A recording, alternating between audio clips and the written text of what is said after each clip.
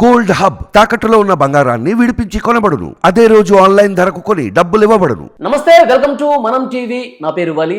ప్రస్తుతం నాతో పాటు స్టూడియోలో ఉన్నారు ప్రముఖ రాజకీయ విశ్లేషకులు అప్పసాని రాజేష్ గారు. వారితో మాట్లాడదాం. రాజేష్ గారు నమస్కారం సార్. రాజేష్ గారు, అర్ధరాత్రి 6 తెలంగాణ ఎమ్మెల్సీలు కాంగ్రెస్ పార్టీలో రేవంత్ రెడ్డి గారి సమక్షంలో జాయిన్ అయిపోయారు. ఇప్పటికే 6 ఎమ్మెల్యేలు జాయిన్ అయిపోయారు. ఇప్పుడు ఎమ్మెల్సీలు కూడా జాయిన్ అయ్యారు సార్. ఎలా చూడాలి ఈ చేరికల్ని? నీవు నేర్పిన విద్య నీరజాక్ష అని చెప్పని ఏ విధమైన రాజకీయాన్ని తెలంగాణ సమాజానికి కేసీఆర్ గారు పరిచయం చేశారు. వాస్తవంగా కేసీఆర్ గారు కూడా పరిచయం చేయలే. ఆ రాజకీయాన్ని రాజశేఖర రెడ్డి గారు తెలంగాణ రాజకీయానికి పరిచయం చేశారు. దాన్ని కేసీఆర్ గారు మరింత విస్తృతపరిచారు. ఒకరోజు కేసీఆర్ గారు బాధితుడు, కానీ తనకు అవకాశం దక్కిన రోజు దాన్ని మరింత బాహాటంగా, మరింత బహిరంగంగా, మరింత విస్తృతంగా ఆయన కూడా అదే విధానాన్ని కొనసాగించారు. 2004లో వైఎస్ఆర్ గారి నాయకత్వంలో ఉన్న కాంగ్రెస్ పార్టీతోటి అలయన్స్ పార్ట్నర్గా పోటీ చేసిన టీఆర్ఎస్ పార్టీ ఆ రోజు కేంద్రంలోనూ రాష్ట్రంలోనూ అధికారిక భాగస్వామిగా కొనసాగిన టీఆర్ఎస్ పార్టీ ఒక రకంగా రాజశేఖర రెడ్డి గారి ద్వారా వెన్నుపోటుకు గురైంది. అంటే మిత్రపక్షంగా ఉన్న టీఆర్ఎస్ పార్టీని రాజశేఖర రెడ్డి గారు ఫిరాయింపులు ప్రోత్సహించడం ద్వారా ఆ పార్టీని బలహీనపరిచే ప్రయత్నం చేశారు. 10 మంది శాసనసభ్యుల్ని టీఆర్ఎస్ పార్టీ నుంచి తన వైపుకు లాక్కోవడం జరిగింది కాంగ్రెస్ పార్టీలోకి. అంటే శాసనసభ్యులు బాహాటంగా కాంగ్రెస్ పార్టీలో చేరకున్నా వారి కుటుంబ సభ్యులు చేరటం జరిగింది. వారు బాహాటంగానే టీఆర్ఎస్ పార్టీతో విభేదించి రాజశేఖర రెడ్డి గారితో కలిసి ప్రయాణం చేసింది వాస్తవం. తర్వాత కాసాని జ్ఞానేశ్వర్ గారిని, మొన్నటి వరకు తెలంగాణ తెలుగుదేశం అధ్యక్షులుగా ఉన్న కాసాని జ్ఞానేశ్వర్ గారిని ఎమ్మెల్యే కోట ఎమ్మెల్సీ ఎలక్షన్స్లో రాజశేఖర రెడ్డి గారే ఇండిపెండెంట్గా నామినేషన్ వేయించి ఈ టీఆర్ఎస్ పార్టీతో విభేదించిన 10 మంది శాసనసభ్యులతోటి ఆయనకు ఓటేయించి ఆయన్ని ఇండిపెండెంట్ ఎమ్మెల్సీగా నెగ్గించారు. ఆ తర్వాత టీఆర్ఎస్ పార్టీ డిస్క్వాలిఫికేషన్ పిటిషన్లు ఇచ్చి స్పీకరు సురేష్ రెడ్డి గారు, ఇప్పుడు ఆయన టీఆర్ఎస్ పార్టీలోనే ఉన్నారు. ఆ రోజు రాజశేఖర రెడ్డి గారి ప్రభుత్వంలో స్పీకర్గా ఉన్న సురేష్ రెడ్డి గారు ఎన్నికలకు ఇంకొక నెల ఉన్నాయనగా అప్పుడు డిస్క్వాలిఫై చేశారు శాసనసభ్యుల్ని. ఇదొక ప్రహసనం. ఆ రోజు జరిగింది ఏంటి? రాజశేఖర రెడ్డి గారి ద్వారా ఒక రకమైన దాడికి టీఆర్ఎస్ పార్టీ గురైంది. ఆ రోజు రాష్ట్రంలో మిగిలిన రాజకీయ పక్షాలన్నీ టీఆర్ఎస్ పార్టీ పట్ల సానుభూతి వ్యక్తం చేసినాయి. నమ్మి మిత్రపక్షంగా జాయిన్ అయితే ఈ విధమైన వెన్నుపోటుకు గురైంది అని చెప్పని. కానీ 2014లో తెలంగాణ కళ సాకారం అయిన తర్వాత, తెలంగాణ రాష్ట్రానికి తొలి ముఖ్యమంత్రిగా కేసీఆర్ గారు బాధ్యతలు చేపట్టిన తర్వాత 63 స్థానాలతో అధికారం చేజిక్కించుకున్న కేసీఆర్ గారు తెలంగాణలో తాను తప్పించి మిగిలిన రాజకీయ పక్షాలకు మనుగడే ఉండకూడదు అన్నట్టుగా ఆయన ఎంచుకున్న రాజకీయ విధానం అన్ని రాజకీయ పక్షాలని అస్థిరపరిచే ప్రయత్నం చేశారు ఆయన. 2018 ఎన్నికల్లో కూడా 88 స్థానాలు ప్రజలు కట్టబెట్టినా కూడా అవుట్ ఆఫ్ 188 సీట్స్ దక్కడం అంటే చాలా తంపిక మెజార్టీతో అధికారం దక్కినా కూడా ఆ మిగిలిన 29 స్థానాలు కూడా మిగిలిన రాజకీయ పక్షాలకు ఎందుకు ఉండాలి అని చెప్పని 12, 19, 31 ఆ స్థానాలు కూడా మిగిలిన రాజకీయ పక్షాలకు ఎందుకు ఉండాలి అని చెప్పని అన్ని రాజకీయ పక్షాల నుంచి ఫిరాయింపులను ప్రోత్సహించే ప్రయత్నం చేసి తెలంగాణలో రాజకీయ పునరేకీకరణ అంటే అధికారంలో ఉన్న టీఆర్ఎస్ పార్టీలో ఉండటం మాత్రమే అనే ఒక భావజాలాన్ని తెలంగాణ రాజకీయ సమాజంలో పెంచి పోషించారు కేసీఆర్ గారు. అది ఎంత విస్తృతమైంది అని అంటే ఇక్కడ గమనించుకుంటే చంద్రబాబు నాయుడు గారి మీద, రేవంత్ రెడ్డి గారి మీద ఓటుకు నోటు అని చెప్పని ఒక ఆరోపణ చేస్తూ ఉంటారు టీఆర్ఎస్ పార్టీ వాళ్ళు. కానీ వాస్తవ పరిస్థితి ఏంటి? తప్పు చేసింది కేసీఆర్ గారు. అక్కడ టీఆర్ఎస్ పార్టీకి 63 శాసనసభ్యులు ఉన్నారు. ఎమ్మెల్యే కోట ఎమ్మెల్సీ ఎలక్షన్స్ వచ్చినాయి. ఒక్కొక్క ఎమ్మెల్సీని ఎన్నుకోవడానికి 17 మంది ఎమ్మెల్యేల ఓట్లు అవసరం. టీఆర్ఎస్ పార్టీకి ఉన్న 63 శాసనసభ్యులతోటి ఎంతమందిని ఎన్నుకోవడానికి ఆస్కారం ఉంది అధికారికంగా? 3 17 51 పోతే 12 మంది మిగులుతారు. 4వ అభ్యర్థిని ఎన్నుకోవటానికి తగిన సంఖ్యాబలం కూడా లేదు. అయినప్పటికీ ఎంఐఎం మద్దతు తీసుకొని 4వ అభ్యర్థిని పోటీకి పెట్టారు. ఎస్, ఎంఐఎం ఈ టీఆర్ఎస్లో మిగిలిన 12 మందితోటి 4వ అభ్యర్థి ఎంపికవుతారు. 5వ అభ్యర్థిని కూడా పోటీకి పెట్టారు. నీకు 4వ అభ్యర్థిని నెగ్గించుకునే సంఖ్యాబలం లేని దగ్గర 5వ అభ్యర్థిని ఎందుకు పెట్టావు పోటీకి? ఏ అనారోగ్య ఫిరాయింపులు ప్రోత్సహించడం కోసం, ఏ పార్టీల నుంచి చీలికలని పెంచి పోషించడం కోసం, ఏ ఎమ్మెల్యేని కొనుగోలు చేయడం కోసం 5వ అభ్యర్థిని పోటీకి పెట్టావు? ఈ తప్పుడు ప్రాక్టీస్ బిగిన్ చేసింది కేసీఆర్ గారు కదా. నీకు కంఫర్ట్గా 3 నెగ్గించుకునే బలం ఉంది, పక్క వాళ్ళ మీద ఆధారపడి 4వ అభ్యర్థిని నెగ్గించుకునే బలం ఉంది. 5వ అభ్యర్థిని పోటీకి ఎందుకు పెట్టావు? టీడీపీ బీజేపీ కలిపి 20 మంది శాసనసభ్యులు ఉన్నారు. వాళ్ళకి కావాల్సింది 17 ఓట్లే. వాళ్ళు ఒకే అభ్యర్థిని పోటీకి పెట్టారు. కాంగ్రెస్ పార్టీ ఒక అభ్యర్థిని పోటీకి పెట్టారు. వాళ్ళకి 19 మంది 21 మంది సంఖ్యాబలం ఉంది. అంటే వాళ్ళకి 17 మంది అవసరం. వీళ్ళు కాక వైసీపీకి 3 ఉన్నారు, సిపిఎంకి 1 ఉన్నారు, సిపిఐకి 1 ఉన్నారు. నీకు సంఖ్యాబలమే లేని దగ్గర 5వ అభ్యర్థిని ఎందుకు పోటీకి పెట్టావు? టీడీపీ అభ్యర్థినో కాంగ్రెస్ అభ్యర్థినో ఓడించే లక్ష్యంతోటే కదా, ఈ పార్టీ నుంచి ఫిరాయింపులు ప్రోత్సహించే లక్ష్యంతోటే కదా.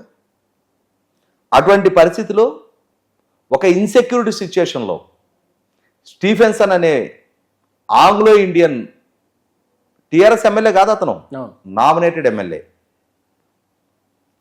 చంద్రబాబు నాయుడు గారు మాట్లాడినట్టుగా చలామణి అవుతున్న ఆడియో క్లిప్ ఇప్పటికీ చంద్రబాబు నాయుడు గారిదే అని చెప్పని తెలుగుదేశం పార్టీ అడ్మిట్ కాల, విచారణ సంస్థలు కూడా నిగ్గుదేల్చలా. అదే నిజం అనుకుందాం. పార్టీ అధ్యక్షుడిగా ఒక ఇండిపెండెంట్ ఎమ్మెల్యేని మా అభ్యర్థికి ఓటేయమని అడిగే హక్కు చంద్రబాబు నాయుడు గారికి ఉంది. అక్కడ జరిగిన కాన్వర్సేషన్ అదే కదా. దాన్ని ఒక బూచిగా చూపించి చంద్రబాబు నాయుడు మా ప్రభుత్వాన్ని అస్థిరపరిచే ప్రయత్నం చేశాడు అని చెప్పని ఇండిపెండెంట్ ఎమ్మెల్యే, అతను నామినేటెడ్ ఎమ్మెల్యే, మీ పార్టీ ఎమ్మెల్యే కాదు. తప్పుడు ప్రాక్టీసెస్ బిగిన్ చేసింది మీరు. మీకు సంఖ్యాబలం లేకపోయినా 5వ అభ్యర్థిని పోటీకి పెట్టింది మీరు. 5-10 85 మంది కావాలి నీ 5గురు అభ్యర్థులు నెగ్గాలి అంటే నీకున్న 63. 22కి వేరే వాళ్ళ మీద ఆధారపడాలి.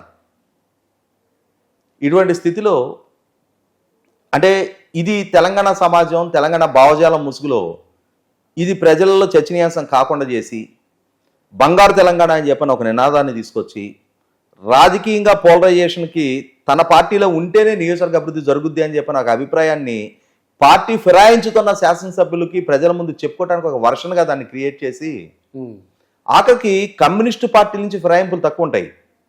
సిపిఐ పార్టీ నుంచి దేవరకొండ నుంచి నెగ్గిన రవీంద్ర నాయక్ను కూడా తన పార్టీలోకి ఫిరాయింపు చేసుకున్నాడు. బహుజన్ సమాజ్ పార్టీని, వైసీపీ పార్టీ నుంచి నెగ్గిన ఒక పార్లమెంటు సభ్యుడు 3 ఎమ్మెల్యేలని తన పార్టీలోకి ఫిరాయింపు చేసుకున్నారు. తెలుగుదేశం శాసనసభ పక్షం నుంచి ఎక్సెప్ట్ రేవంత్ రెడ్డి గారు మిగిలిన 14 మందిని ఫిరాయింపు చేసుకున్నారు. కాంగ్రెస్ పార్టీ నుంచి ఫిరాయింపు చేసుకున్నారు. ఏం సాధించారు చివరికి? 2018 ఎన్నికల్లో కూడా తెలుగుదేశం నుంచి నెగ్గిన 2ని, బీఎస్పీ నుంచి నెగ్గిన కోనప్ప, ఇంద్రకరణ్ రెడ్డి గారు వారిని, ఇట్లా అన్ని పార్టీల నుంచి all roads leads to Rome అని చెప్పని తెలంగాణలో ఉన్న అన్ని రాజకీయ పక్షాల్లో నెగ్గిన శాసనసభ్యులందరూ టీఆర్ఎస్లోనే జారాలి అని చెప్పని ఒక కంపల్షన్ క్రియేట్ చేసి దానికి బంగారు తెలంగాణ అని ఒక ముసిగేసి ఆ ఎమోషన్ మాటన మీరు సాగించిన వికృత రాజకీయ పరాకాష్ఠగాని వాళ్ళ నీవు నేర్పిన విద్య నీరజాక్ష అని చెప్పని అధికార పార్టీలో ఉంటేనే నియోజకవర్గ అభివృద్ధి జరుగుతుందని మీరు పరిచయం చేసిన రాజకీయాన్ని నమ్మి వాళ్ళ ఇప్పుడు అధికారంలో ఉన్న కాంగ్రెస్ పార్టీలోకి ఫిరాయింపులు జరుగుతూ ఉన్నాయి. ఇవాళ కాంగ్రెస్ పార్టీని తప్పుపట్టే నైతికత మీకు ఎక్కడ ఉంది? ఒకరోజు రాజశేఖర రెడ్డి గారు చేస్తే మీరు బాధితుడు, మీరు చేస్తే అది ఒప్పు, ఇవాళ మీ పక్క వాళ్ళు చేస్తే అది తప్పుగా కనిపిస్తుంది. ఈ విధమైన రాజకీయ సంస్కృతి ప్రజలు ఒక అభ్యర్థిని ఒక పార్టీ గుర్తు మీద నమ్మి ఓటేసి గెలిపించినప్పుడు ఎవరు ఏ పార్టీ నుంచి ఏ పార్టీకి ఫిరాయించినా అది తప్పే. ఒకరు చేస్తే తప్పు, ఇంకొకరు చేస్తే ఒప్పు అని చెప్పే ఈ చిత్రీకరణ 100కి 100 అవకాశవాదపు రాజకీయం. అది ఏ రాజకీయ పక్షం అయినా సరే. ఒకనాడు 1984లో ఎన్టీ రామారావు గారి నాయకత్వంలో తెలుగుదేశం పార్టీ నుంచి నెగ్గిన శాసనసభ్యులు నాదెండ్ల భాస్కరరావు గారితో జాయిన్ అయ్యి కొద్దిమందే ఆ రోజు కాంగ్రెస్ పార్టీ మద్దతుతో రామారావు గారిని బర్తరఫ్ చేయించితే ప్రజలు తరిమి కొట్టారు. ఎమ్మెల్యేలు ఓళ్ళల్లోకి రావడానికి, ఇళ్లల్లో నిద్రపోవటానికి భయపడ్డారు. ఈ పరిస్థితిలో వణికిపోయారు. ఓకే, ఆ ప్రజాగ్రహానికి కాళ్ళు చేతులు వణికి మళ్ళీ తిరిగి ఎన్టీ రామారావు గారి దగ్గర చేరి ఇందిరాగాంధీ గారు సైతం ఆగస్టు 16, 1984లో ఎన్టీ రామారావు గారిని బర్తరఫ్ చేస్తే సెప్టెంబర్ 16, 1984 సరిగ్గా నెల రోజులకు మళ్ళీ తిరిగి రామారావు గారిని రీఇన్స్టేట్ చేయాల్సి వచ్చింది. ఆ చైతన్యం ప్రజల్లో కూడా మిస్ అయింది. ఆ రోజు నాయకత్వాన్ని, అభ్యర్థుల వ్యక్తిత్వానికి విలువిచ్చి ఓట్లేశారు. ఎప్పుడైతే ఓటర్ కూడా డబ్బుకు ప్రలోభపడి ఓటేయడానికి అలవాటు పడ్డాడో ఆ నైతికత కోల్పోతున్నాడు. ఓకే, కాబట్టి రాజకీయాల్లో సంస్కరణలు రావాల్సిన అవసరం గత దశాబ్ద కాలంగా తెలంగాణ రాజకీయం, దశాబ్ద కాలం అనడానికి లేదు, 2 దశాబ్దాల కాలంగా 2004లో రాజశేఖర రెడ్డి గారు మొదలుపెట్టిన ఒక రకమైన జుగుత్సాకరమైన రాజకీయ క్రీడ ఇది.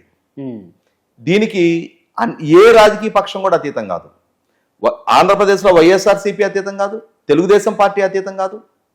ఇటువంటి పరిస్థితుల్లో ఈ రాజకీయ పార్టీల్లో, ఈ రాజకీయ నాయకుల్లో పార్టీ లాయల్టీ, ప్రజలు మమ్మల్ని ఏ గుర్తు మీద ఎంపిక చేశారో, ప్రతిపక్షంలో ఉంటే శాసనసభ్యులు కాదా, అధికార పక్షంలో ఉంటే శాసనసభ్యులా, ప్రభుత్వాన్ని నిలదీసే బాధ్యత ప్రతిపక్షంగా మీకు ప్రజలు కట్టబెట్టారు. ప్రభుత్వంలో ఉండే తప్పొప్పుల్ని, లోటుపాట్లని ప్రశ్నించే అవకాశం మీకు కట్టబెట్టారు. మీ నాయకత్వ పటిమని రుజువు చేసుకునే సువర్ణ అవకాశం ప్రతిపక్షంలో దక్కుద్ది మీకు. ఓకే, అంటే ఒకవైపు కేసీఆర్ గారు బెదిరింపులు కూడా ఈ జాయినింగ్స్ కి ఏమన్నా ఆస్కారం ఏర్పడుతుందంటారా? ఆయన అంటే ఇక్కడ ఒకటి కేసీఆర్ గారు కూడా ఎందుకు బెదిరియటం? ఏ ప్రతిపక్షంలో రాజకీయం చేయలేరా? అధికారం శాశ్వతమా మీకు, మీ కుటుంబానికి? ఆ రోజు మీకు అధికారం కట్టబెట్టింది ప్రజలే, ఇవాళ మీ నుంచి అధికారం దూరం చేసింది ప్రజలే. అంతిమ న్యాయ నిర్ణేతలు ప్రజలు. ఇక్కడ ఎవరిని అధికారంలో ఉంచాలి, ఎవరిని ప్రతిపక్షానికి పరిమితం చేయాలి అనే విచక్షణ ప్రజలకు ఉంది. మీకు ఆ రోజు దశాబ్ద కాలం అధికారం కట్టబెట్టారు, ఇవాళ మీ నుంచి దూరం చేశారు. ప్రతిపక్షంలో కొనసాగండి, మేము ఈ ప్రభుత్వాన్ని పడేస్తాం, వాడెవడు వీడెవడు అని చెప్పని నల్గొండ సభలో కేసీఆర్ గారు ఏ విధమైన భాష వాడారు.